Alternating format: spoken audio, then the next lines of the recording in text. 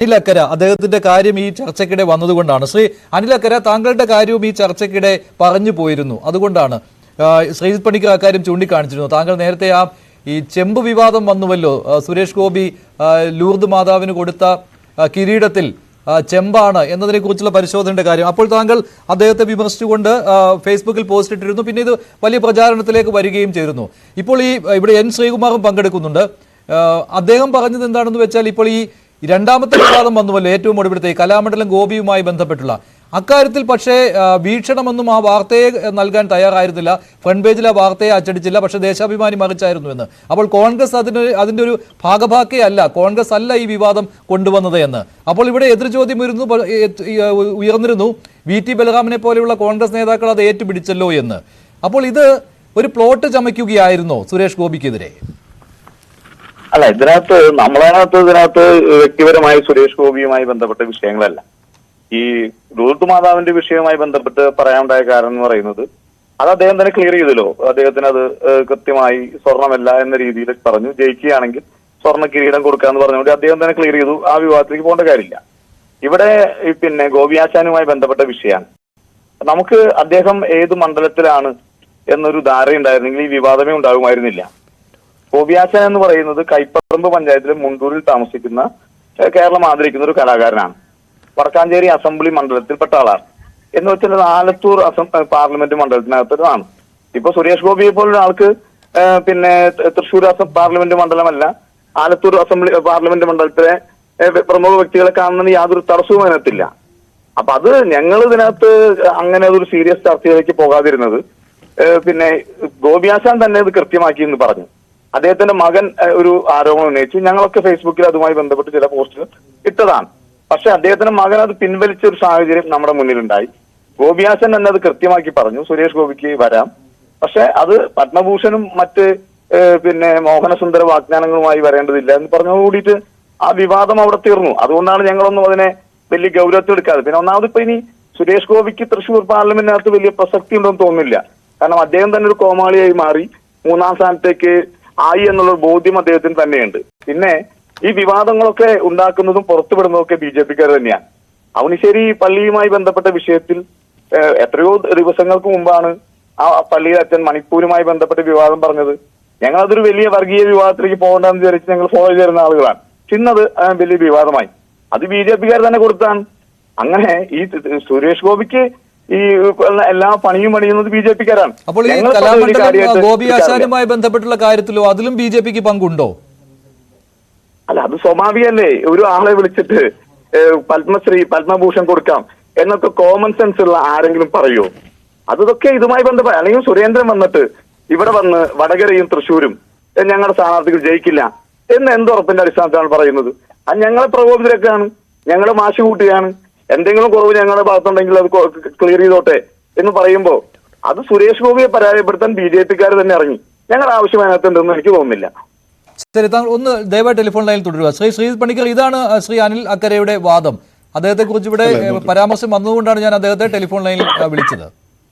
തീർച്ചയായും അത് നന്നായി എന്നുള്ളതാണ് എൻ്റെ അഭിപ്രായം. നോക്കൂ, ശ്രീ അനിൽ അക്കര ഇവിടെ വളരെ വീറോടും വാശിയോടും കൂടി ഈ ലൂർദ് മാതാവിന് സമർപ്പിക്കപ്പെട്ട കിരീടവുമായി ബന്ധപ്പെട്ട ഒരു സീരീസ് ഓഫ് ഫേസ്ബുക്ക് പോസ്റ്റുകൾ ഇട്ടയാളാണ്. എന്നിട്ട് ഇപ്പോൾ ആ ചോദ്യം അദ്ദേഹത്തിന് നേരെ വരുന്ന സമയത്ത് അദ്ദേഹം എത്ര തന്ത്രപരമായിട്ടാണ് അതിൽ നിന്ന് ഒഴിഞ്ഞു മാറുന്നതെന്ന് ആലോചിച്ച് നോക്കൂ. വ്യക്തിപരമായിട്ട് സുരേഷ് ഗോപിയെ യാതൊരു വിധത്തിലും ആക്രമിക്കാനായിട്ട് ഞങ്ങൾ നോക്കുന്നില്ല. ആ വിവാദം അവസാനിച്ചു എന്നാണ് പറയുന്നത്. എങ്ങനെയാണ് ആ വിവാദം അവസാനിക്കുന്നത്? വ്യക്തിപരമായിട്ട് ആക്രമിച്ചല്ല എങ്കിൽ സുരേഷ് ഗോപി ഇനി തൃശ്ശൂരിൽ ഇറങ്ങുന്ന സമയത്ത് മുട്ടിലിഴഞ്ഞു പോയതിന് ശേഷം ലൂർദ് മാതാവിന്റെ മുന്നിൽ പോയി അവിടെ മാപ്പ് പറയണം. കാരണം ഏറ്റവും വലിയ തട്ടിപ്പാണ് ഈ മനുഷ്യൻ ചെയ്തിരിക്കുന്നത് എന്നാണ് പറഞ്ഞത്. ഒരു പൊതുപ്രവർത്തകന് മുൻപ് ഒരു MLAയുമായിരുന്ന വളരെ അക്കൗണ്ടബിലിറ്റി ഉള്ള ഒരു പൊതുപ്രവർത്തകനാണ് ശ്രീ അനിൽ അക്കര. അദ്ദേഹത്തിന്റെ ലൈഫ് മിഷനുമായി ബന്ധപ്പെട്ട പോരാട്ടങ്ങളെല്ലാം ആദരിക്കുന്ന ഒരാൾ കൂടിയാണ് ഞാൻ. പക്ഷെ ഇത്രത്തോളം തരം താണ രീതിയിലത്തേക്ക് ഒരു രാഷ്ട്രീയ ആരോപണം ഉന്നയിച്ച് അത് വ്യക്തിപരമായി അദ്ദേഹം ഒരു തട്ടിപ്പ് നടത്തിയിരിക്കുന്നു എന്ന് സമർത്ഥിക്കാൻ അദ്ദേഹം ഇവിടെ ശ്രമിച്ചിരിക്കുകയാണ്. അപ്പോൾ അത് വ്യക്തിപരമായിട്ടൊന്നുമില്ല, ആ വിഷയം ഇനി നമ്മൾ ചർച്ച ചെയ്യേണ്ടതല്ല എങ്കിൽ അതിൽ ഖേദം പ്രകടിപ്പിക്കുകയെങ്കിലും അദ്ദേഹം ചുരുങ്ങിയ പക്ഷം ചെയ്യേണ്ടതാണ്. അത് അദ്ദേഹം ചെയ്തിട്ടില്ല. ഇനി രണ്ട്, ഈ നമ്മൾ ഈ പറഞ്ഞത് വരുന്ന പോലെ ഈ കലാമണ്ഡലം ഗോപിയാശാനുമായി ബന്ധപ്പെട്ട വിഷയമാണ് എങ്കിൽ അദ്ദേഹം പറഞ്ഞിരിക്കുന്ന ഒരു ഭാഗം പൂർണ്ണമായി ശരിയാണ്. മണ്ഡലത്തിലില്ലാത്ത ഒരാൾ ആശീർവദിച്ചാൽ അയാൾക്ക് പത്മഭൂഷൺ കൊടുക്കാമെന്നാണെങ്കിൽ അത് തന്നെയാണ് ഞാൻ ഈ ചർച്ചയുടെ ആദ്യ ഭാഗം പറഞ്ഞത്. സുരേഷ് ഗോപി ആശീർവദിക്കാനായിട്ട് പിന്നെ തൃശ്ശൂരിലുള്ള എത്രയോ ആൾക്കാരുണ്ടാകും. സുരേഷ് ഗോപി BJPയുടെ അല്ലെങ്കിൽ NDAയുടെ 543 സ്ഥാനാർത്ഥികളിൽ ഒരാൾ മാത്രമാണ്. മറ്റുള്ള എല്ലാ ആൾക്കാരെയും ഇതേപോലെ ആശീർവദിക്കണ്ടേ? എല്ലാവർക്കും കൊടുക്കാനായിട്ട് ഇവിടെ പത്മഭൂഷണോ പത്മ അവാർഡുകളോ ഇരിക്കുകയാണോ? അപ്പൊ ഇത് ഒരു കാര്യം ഇവിടെ വളരെ പ്രസക്തമാണ്. ഇവിടെ ഗോപി ആശാൻ തന്നെ പറഞ്ഞിരിക്കുകയാണ്, ഞാൻ അങ്ങോട്ടാണ് മുമ്പ് അദ്ദേഹത്തിനോട് ആവശ്യപ്പെട്ടിട്ടുള്ളത്. അപ്പൊ നിങ്ങളെല്ലാവരും ഇനി ഗോപി ആശാനെ കുറ്റം പറയുമോ? സുരേഷ് ഗോപി രാഷ്ട്രീയത്തിൽ പോലും ഇല്ലാതിരുന്ന സമയത്ത് അദ്ദേഹം നാഷണൽ അവാർഡ് വിന്നറാണല്ലോ. അങ്ങനെയുള്ള ഒരാളിനെ അദ്ദേഹത്തിന്റെ സ്വാധീന ശക്തി ഉപയോഗിച്ചുകൊണ്ട് തനിക്ക് സ്വന്തമായിട്ടൊരു പത്മം കിട്ടുന്നതിന് വേണ്ടിയിട്ട് അദ്ദേഹം ശ്രമിച്ചു എന്ന രീതിയിലത്തേക്ക് പറഞ്ഞ് ഈ ആൾക്കാരെല്ലാവരും തന്നെ ഇനി ഗോപി ആശാനെ ആക്രമിക്കാനായിട്ട് ശ്രമിക്കുമോ? അപ്പോൾ അതുകൊണ്ടാണ് ഞാൻ പറഞ്ഞത്, ഈ ഇദ്ദേഹം കണ്ടിട്ടോ കേട്ടിട്ടോ ഇല്ലാത്ത കാര്യങ്ങളെയൊക്കെ വെച്ചുകൊണ്ട് അനാവശ്യമായിട്ടുള്ള രാഷ്ട്രീയ വിവാദത്തിന് പോകുന്നതിന് പകരം BJPയുടെ പൊളിറ്റിക്സിനെ എതിർക്കൂ. നല്ല കാര്യം. കേരളത്തിലെ BJP എതിർക്കൂ, കേന്ദ്രത്തിലെ BJP എതിർക്കൂ, അവരുടെ പോളിസീസിനെ എതിർക്കൂ, നിങ്ങളുടെ പോളിസീസ് പറയൂ. അങ്ങനെ വളരെ കൺസ്ട്രക്റ്റീവ് ആയിട്ടുള്ള ആൾക്കാരെത്തേണ്ടതല്ലേ?